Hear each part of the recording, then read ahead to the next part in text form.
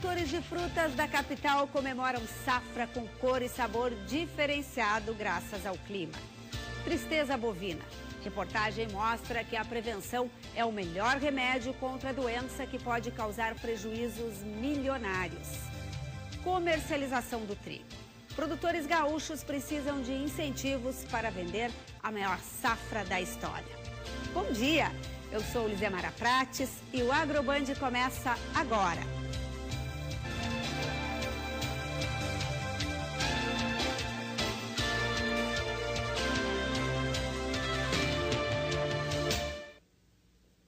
Este final de semana é a última oportunidade para visitar um dos mais tradicionais eventos da Zona Sul de Porto Alegre.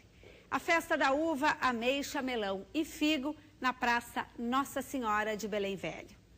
Os produtores comemoram a boa safra de verão que gerou estas e outras frutas com sabor a mais.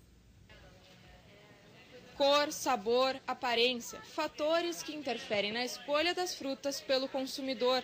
E segundo os produtores, neste ano elas estão ainda mais saborosas. Na Zona Sul de Porto Alegre, o microclima foi um dos principais fatores de aprimoramento da safra. A produção de ameixa do seu Ildemar, por exemplo, aumentou em 30%. O frio, a chuva, o calor, tudo veio na hora certa. Então, se produziu uma fruta bem mais gostosa. E foi bom, esse ano está sendo bom. As frutas que não foram favorecidas pelo clima vêm parar nesta câmara. Aqui a ameixa entra amarela e sai madura, pronta para a comercialização. Se tu apanhar ela meio madura, ele sempre vai estragar mais que conservá-la aqui, né? A diferença foi percebida por quem vende a fruta, como a Giordana, filha do seu Ildemar. A gente tem boa saída, como é uma fruta direto do produtor para o consumidor, ela tem mais saída. A maioria dos clientes gostam, porque é uma fruta de mais qualidade, selecionada. A safra deste ano deve chegar a 4 milhões de quilos. E é justamente para ajudar a escoar essa safra e facilitar o acesso ao consumidor que muitas dessas frutas vêm parar aqui, no centro da capital. Mas, por enquanto, a venda ficou um pouco abaixo do esperado. Até o fim de janeiro, as bancas vão tentar dar conta da grande produção. A gente esperava ter um pouquinho mais, né? Já o consumidor aprovou o sabor e o preço. Comprava no super sempre, né? Agora esse ano eu tô vindo aqui e tô comprando. Deu para perceber a diferença no sabor? No sabor e no preço. Nossa, é de dar água na boca todas essas frutas. E agora nós vamos falar sobre a previsão do tempo. O estado passou por períodos de chuva, mas os próximos dias devem ser bem secos. É isso, Fernanda Becker, bom dia. Bom dia, Lizemara, bom dia a todos. É isso mesmo. Nos últimos 7 dias, de maneira geral, a chuva foi abundante em grande parte do Rio Grande do Sul. Os maiores volumes foram registrados na Zona Sul Gaúcha e Campanha, com precipitações acima dos 160 milímetros. Apesar de toda essa chuva, uma grande massa de ar seco ganha força aqui no estado, garantindo uma sequência de dias com tempo firme, sol e sem chuvas, até pelo menos a próxima quarta-feira. Mais detalhes a gente confere agora nos mapas. Neste sábado, o tempo segue firme com muito sol e calor, especialmente à tarde, por conta de uma massa de ar seco. É preciso ter atenção porque tem alerta de baixa umidade relativa do ar na Campanha, com índices em torno dos 20% em alguns pontos. Somente em pontos isolados dos campos de cima da serra e noroeste ainda tem risco de pancadas de chuva rápidas e bastante isoladas. Tempo firme e seco também para quem vai aproveitar o fim de semana no litoral. As máximas chegam a 33 graus em Bagé e 35 em Porto Alegre. No domingo, as temperaturas seguem elevadas, dando início a uma nova onda de calor no Rio Grande do Sul. Em Campo Bom, o dia começa com 19 graus, mas pode chegar aos 37. Na segunda-feira, o tempo começa a mudar e podem ocorrer temporais isolados entre o centro e pontos do noroeste do estado. Previsão de tempo seco para os próximos dias, bom para quem vai aproveitar o fim de semana na praia, mas quarta-feira o tempo muda. Até o fim de janeiro, a gente vai ter bastante chuva aqui no estado, com volume em torno dos 100 milímetros, mas o destaque, Lizemara, é que a chuva não vem toda no mesmo dia não, o que é bom para os nossos agricultores. Assim, a terra consegue absorver toda essa água. É isso aí. Com certeza. Obrigada, Fernanda. A tristeza bovina é uma doença que gera febre, prostração, falta de apetite e anemia. sintomas de um problema que ameaça a pecuária gaúcha.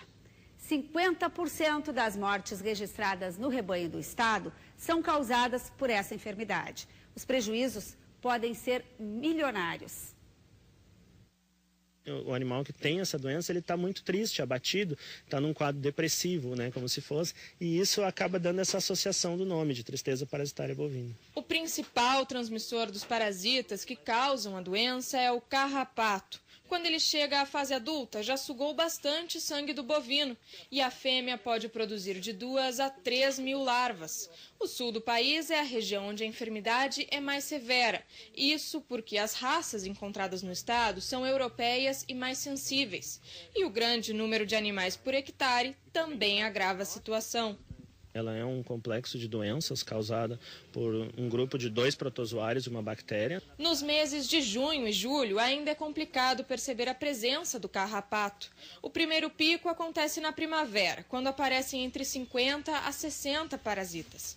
O número dobra no verão e irá duplicar novamente em abril e maio. Em algumas raças, por exemplo, pode-se chegar a mais de 1000 carrapatos. E normalmente, quando o produtor percebe o problema, já é tarde demais.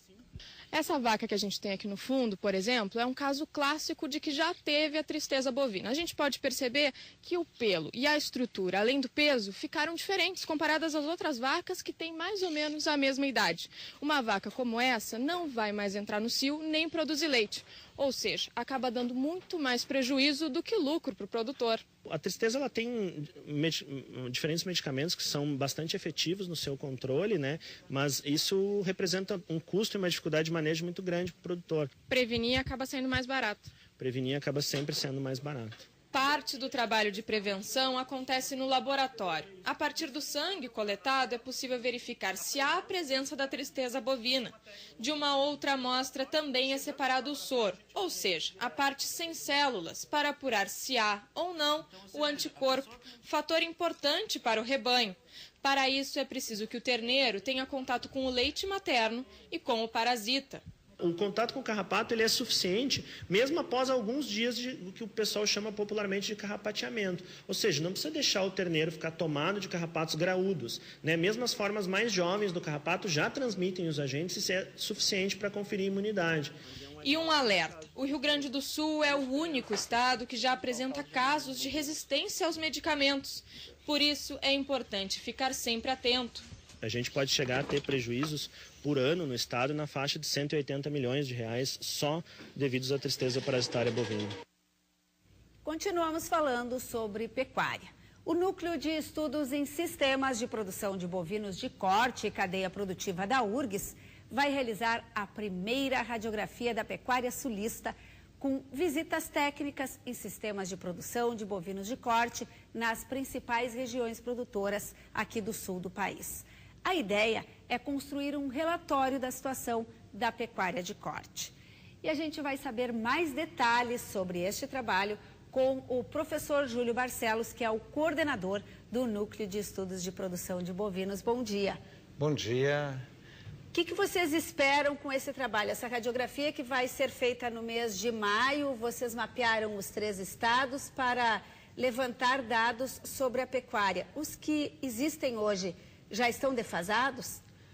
Sim, na realidade, o que existe hoje é um dado estatístico do último censo e esse dado não retrata o que vem acontecendo na pecuária no sul do Brasil, principalmente em virtude desse avanço da agricultura, que traz benefícios importantes, mas também causa profundas modificações nas propriedades rurais. E isso precisa ser mais bem estudado e retratado num documento que possa auxiliar principalmente as entidades de classe, a cadeia produtiva e até mesmo as políticas públicas voltadas ao setor da bovinocultura de corte. Vocês vão pesquisar, por exemplo, o avanço da soja nas regiões de pecuária? Sim, este é um dado fundamental para que se compreenda melhor qual é o estágio atual da bovinocultura de corte neste sul do país, onde a soja, onde a agricultura de uma maneira geral vem crescendo muito. Isso é uma conjuntura importante, mas nós precisamos compreender bem isso. Então, precisamos conhecer os pecuaristas que estão inseridos neste contexto, conhecer seus problemas e levar também informações por parte da pesquisa e até mesmo da capacitação deste produtor para enfrentar uma nova forma de produzir. Não uma forma antagônica ao seu modelo atual, mas uma forma mais benéfica, mais moderna, de modo que toda esta conjuntura favorável seja aproveitada pela maioria dos pecuaristas. No passado, o fazendeiro criava bovinos, o agricultor plantava. Era mais ou menos assim que se dizia que funcionava a agropecuária do Rio Grande do Sul. Hoje, modernamente, nós temos a integração lavoura-pecuária. O produtor cria gado, ou ovino, ou suíno, enfim. E cria soja também. Planta a soja, o milho, o trigo no inverno. Isso tudo vocês vão retratar. Exatamente. Nós queremos compreender como o produtor está se ajustando a esta nova realidade. E também compreender os novos entrantes na pecuária, porque a agricultura favorável, ela atrai investidores. Ela atrai novos agentes a produzir tanto cultivos agrícolas como pecuária. E esses novos agentes trazem uma nova cultura para o campo. E esta cultura precisa ser compreendida também. Então, isso é um dos objetivos do nosso estudo, é entender esses novos agentes, esses novos pecuaristas, como eles são, como eles produzem, o que eles pensam, quais são suas estratégias. Uso de tecnologia, por exemplo, na pecuária também. Há pouco nós vimos aqui na reportagem sobre a tristeza parasitária, um animal com brinco, ou seja, ele é rastreado. O brinco determina isso, a rastreabilidade. Um novo conceito que entrou modernamente na pecuária também. Sim, sim. Porque como a terra se tornou mais cara para produzir, porque tem novas oportunidades de produção, aquilo que se põe dentro da propriedade rural precisa ter mais conhecimento, mais informação, mais tecnologia. E todas essas ferramentas, como a identificação do rebanho, a rastreabilidade, a certificação dos produtos, a certificação ambiental das propriedades, vem contribuindo para uma nova pecuária, para uma nova qualidade de produto. Mas tudo isto, muitas vezes, não é capturado por um censo, por uma estatística convencional que trata essas questões do ponto de vista exclusivamente numérico. Nós buscamos entender outras questões de natureza, vamos chamar socioprodutiva, e não só aquela que um indicador de produtividade pode apontar, mas compreender como está a mão de obra rural. Um outro ponto de estrangulamento da pecuária é a ausência de mão de obra especializada, e nós precisamos compreender isto, porque isto pode favorecer o estabelecimento de uma nova política para o setor. E quando falo política, não só do ponto de vista da política oficial, mas de todos os agentes que integram esse negócio. Um programa de capacitação, por exemplo, de formação de mão de obra para trabalhar com a nova pecuária, para que a pecuária, a bovinocultura, não enfrente aquilo que a ovinocultura está enfrentando. Não temos mão de obra rural para trabalhar com ovinos. Então, como um setor cresce, se há uma defasagem tecnológica e de operadores da produção?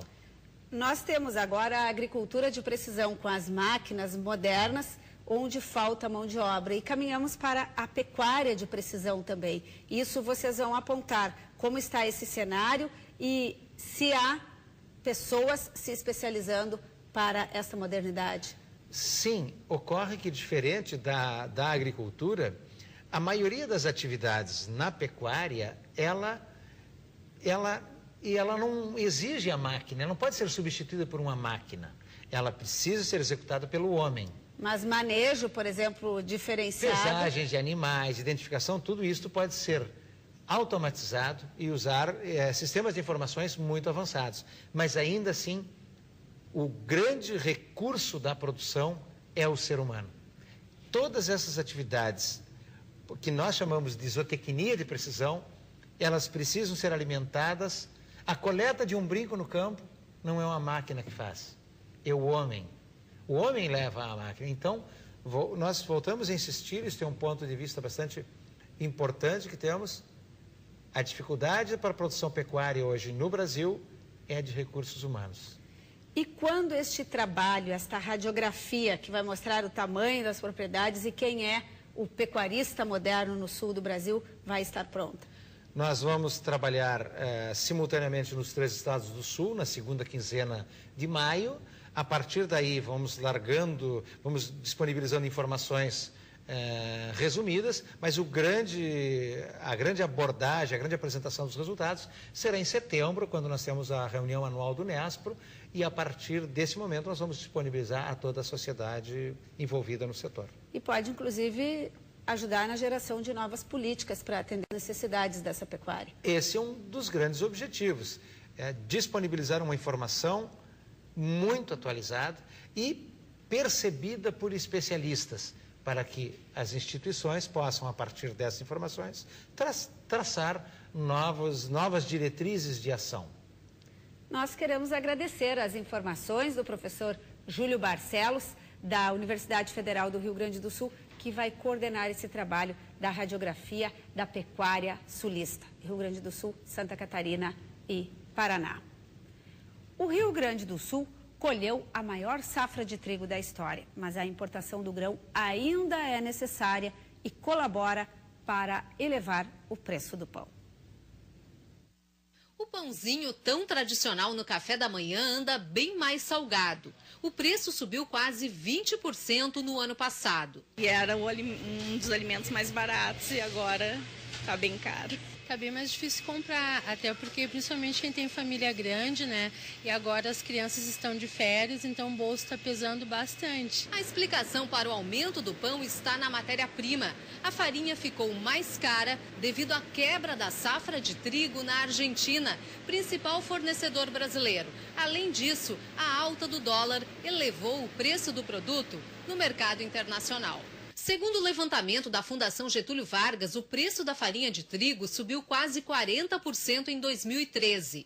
E o setor de panificação prevê um novo reajuste do produto entre fevereiro e março de 10%. Está difícil mesmo para nós, que somos os que produzimos os produtos derivados da farinha, exatamente. E aí o que acaba? A gente vai ter que estar repassando um pequeno aumento no bolso do consumidor. O Rio Grande do Sul, maior produtor nacional de trigo, colheu uma safra recorde em 2013, de mais de 3 milhões de toneladas. Mas a produção nacional não é suficiente para abastecer o mercado interno. Das 11 milhões de toneladas que o Brasil consome, 6 milhões são importadas. Nós estamos com 3 milhões de toneladas hoje em EGF. EGF é um mecanismo de financiamento que está conservado, aguardando o momento de comercialização. Então, o nosso produto não foi vendido e não é responsável pela alta. E o consumidor tem que fazer cada vez mais ginástica para o pãozinho caber no orçamento. Aperta um pouquinho o orçamento e a gente vai trabalhando até com outras alternativas também, com um bolinho junto com pão, para equilibrar um pouquinho economicamente a família. A Federação das Cooperativas Agropecuárias solicitou na quinta-feira medidas de apoio à comercialização da safra de trigo. Que o governo não autorize novas importações sem tarifa externa comum de países de fora do Mercosul, enquanto tiver oferta do cereal nacional. E que a Conab compre com valores acima do preço mínimo pelo menos 400 mil toneladas para a formação de estoques reguladores. Também está sendo solicitada a autorização em caráter excepcional para navios de bandeira internacional carregarem trigo no porto de Rio Grande com destino ao norte e nordeste, como forma de baratear o frete e tornar mais competitivo o produto gaúcho. Pedem ainda prorrogação das parcelas do financiamento de custeio. E nós seguimos falando sobre a questão do trigo com o analista de mercado Farias Toigo. Bom dia. Bom dia, Elisemara. Nós acabamos de ver essas reivindicações que a FECOAGRO fez ao governo federal. Vimos uma reportagem com o presidente da Farsul, Carlos Esperotto, dizendo que a comercialização está parada e que o trigo não é responsável pelo aumento no preço do pão. Na verdade, quando a gente enxerga o pão, a gente pensa que é só trigo, mas é muito mais do que isso. Tem a mão de obra, os impostos, a energia elétrica, enfim, um conjunto que faz o preço do pãozinho. Mas o fato é que não tem mercado para o trigo do Rio Grande do Sul agora. O que aponta o mercado? Bem, na verdade, o que acontece? Como nós tivemos uma super safra maravilhosa, nesse momento os moinhos se abasteceram, tivemos esse período de férias, né, de Ano Novo, de Natal. Então, o que aconteceu? O mercado parou realmente e a gente tem uma expectativa que esse mercado seja retomado a partir de fevereiro. Só que, infelizmente, o que vem prejudicando muito é o preço. O preço que nós tínhamos um trigo em agosto, para se ter uma ideia, em agosto de 2013, na faixa de R$ 900 aqui no posto em Porto Alegre. E hoje... A tonelada. A tonelada, e hoje está chegando aqui a 660 a tonelada. Então, o que aconteceu? Realmente houve uma pressão forte em cima dos preços. Isso que o câmbio ainda ajudou muito, não caiu, o câmbio está se mantendo. Mas mais pela opção, com liberação de tecas e tudo, de trigo importado. Veio o trigo dos Estados Unidos. Que veio o trigo dos Estados Unidos, do Canadá, do Uruguai. Hoje a gente tem esse trigo posto no Nordeste, para a gente ter uma noção, em reais, ele chega lá a um custo de R$ 830 a tonelada. Então, se a gente vai mandar um trigo daqui para o Nordeste, temos aqueles grandes problemas de logística, ICMS, então o custo fica muito alto e esse trigo praticamente chega ao mesmo preço lá. Nós tínhamos uma expectativa também no Estado que o ICMS saísse de 12% para 6%, e isso não aconteceu, ele ficou em 8%. O que ocorre? Hoje tem trigo que sai do Paraná para São Paulo, tarifa zero. Então, isso tudo é um conjunto que ficou muito difícil para os produtores. O que a gente acha é que os agentes reunidos, esse seria o momento ideal de eles sentarem, tá, para resolver o problema. Porque tem que sentar a cadeia produtiva, tem que sentar o governo, tem que sentar a indústria, eles têm que se unirem para achar a melhor solução, porque se a gente quer se tornar o maior produtor de trigo no estado do Brasil, voltar a consolidar essa posição, tem que ser mexido alguma coisa, porque o que a gente vê hoje é uma tremenda dificuldade, porque a gente sabe que tem problemas de armazenagem, principalmente, que é muito grave isso, porque se o produtor hoje pudesse colocar o produto no seu silo e esperar o melhor momento para a comercialização, ainda ajudaria, mas só que daqui a pouco vem milho, vem soja. Tem uma pressão para liberar os armazéns. Tem uma pressão e ele não tem o que fazer. Então, é claro que... E ele também tem que pagar os financiamentos. Com certeza. E existe também aquele problema que o moinho vem, se abastece, os locais, por exemplo, e ele tem uma capacidade limitada, a gente sabe, então... Para onde vai esse trigo? Não tem exportação, não tem como colocar no Nordeste. Então, é muito complicado. Então, deveria os agentes terem alguma solução para não desmotivar, inclusive, os produtores a não produzirem mais trigo. Porque hoje a gente está conseguindo uma qualidade... Esse é o ponto. Qualidade agora. Tem se discutido muito se o trigo do Rio Grande do Sul... tem qualidade para fazer o pão francês, o pãozinho que nós comemos aqui. Os panificadores dizem que precisamos importar trigo. E agora, nesta semana, a Argentina liberou novamente a exportação e é o nosso principal fornecedor. Então, vamos trazer trigo da Argentina para fazer o mix do pãozinho para a preferência do gaúcho. Já o produtor aqui do estado diz, não, eu venho mudando ano a ano para variedades que são adaptadas ao pãozinho. Então, nós estamos também vivendo uma discussão sobre a qualidade do grão. O que acontece? Tem cultivares hoje no mercado que estão se adequando a esse tipo, por exemplo, do pão, do melhorador, e isso aí está evoluindo muito aqui no estado. Porém, a gente sabe também que o trigo argentino, indiscutivelmente, ele é o de melhor qualidade, até em função das suas terras, tudo. O que acontece? Aqui também existe um trigo muito bom de ser negociado, que é o trigo branqueador, porque é preciso ser misturado com o trigo argentino. Então, o que acontece? Esse trigo pão e melhorador, agora foi este ano que ele está evoluindo. Tá? Porém, há algumas análises, há divergências de moinho para moinho. Como é que funciona isso? O moinho pede uma amostra quando compra? Quando a gente faz o contrato de compra e venda, geralmente vai uma carga de amostra para o moinho para ele avaliar se realmente é o produto que ele precisa e se é do que o produto que ele vai usar, por exemplo, para biscoito, para pão, para massa. Então, a partir dali, dentro dessa análise do moinho, que ele aprova ou não o contrato. Geralmente é aprovado. Agora, há uma tendência de melhorar isso aí, quer dizer, essa qualidade toda... Ela tem como crescer, ela está crescendo e a gente precisa também incentivar o pessoal a plantar também esse trigo, que eu diria o branqueador, porque ele é necessário para essa mistura dos trigos importados. Nesse momento, o que vai acontecer? Quando o mercado vai reabrir para a compra desse trigo estocado aqui no Rio Grande do Sul? O que diz o analista? O que diz o mercado? Bom, a gente acredita que, em primeiro lugar, o câmbio vai ajudar muito, tá? Porque ele está se mantendo e tem uma tendência de alta, então isso aí também dá um suporte para os preços em reais. E também em razão dos moinhos estarem já consumindo aquilo que eles tinham comprado há muito tempo, então a gente acredita que a partir de fevereiro haverá uma melhora. Início de fevereiro. Início de fevereiro, e talvez também os agentes de todo o agronegócio façam alguma coisa para melhorar essa comercialização. Então a gente prevê que comece a ser escoada a partir de fevereiro já, e os preços inclusive deverão, no mínimo, se manterem onde estão, ou talvez melhorar, principalmente por causa do câmbio. Obrigada ao analista de mercado Farias Toigo. A nossa torcida é essa, que haja um acordo entre moinhos, panificadores, produtores e que essa comercialização seja retomada. Senão, quando for o plantio da nova safra no meio do ano, pode ter sim um desestímulo. E isso não é o que se deseja.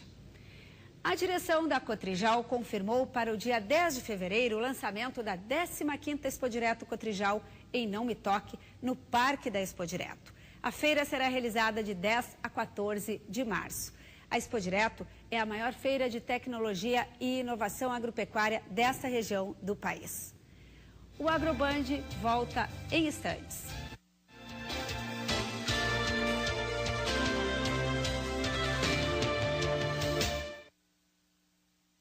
Oi, por favor, preste muita atenção nessa história. Esta é a Luana.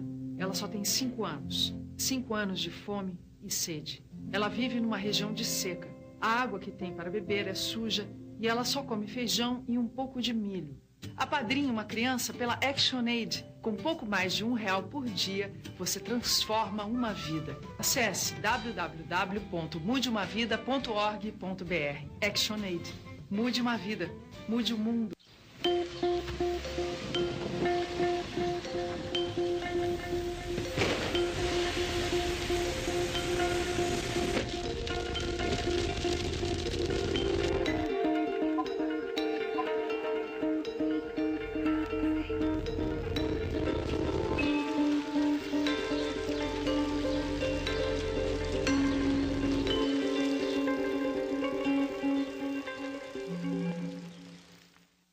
Justiça Federal e o cidadão. Se você busca uma justiça simples e rápida, procure os juizados especiais federais da sua região. São menos etapas processuais e recursos em causas de menor valor. Saiba que você pode entrar com um processo sem advogado, contando com o apoio de um servidor da justiça. Outra maneira é buscar a defensoria pública. Mas nos processos criminais e na fase de recursos, é indispensável o advogado.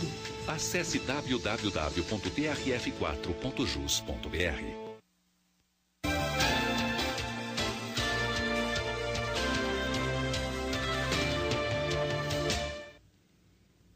Boa notícia para a agricultura gaúcha. A lagarta helicover parmígera não compromete as lavouras do estado. E o Rio Grande do Sul não vai precisar decretar, neste momento, emergência fitossanitária. Esta conclusão é da Secretaria da Agricultura e de técnicos da Embrapa e da Emater. O monitoramento da lagarta, presente em outras regiões do país, começou em dezembro, quando foi confirmada a presença da praga no Rio Grande do Sul. Mas a população é pequena e os agrotóxicos têm se mostrado eficientes contra a ameaça. A Secretaria mantém o monitoramento. O Agroband volta no próximo sábado, às 9h30 da manhã. Um ótimo final de semana para você e até lá.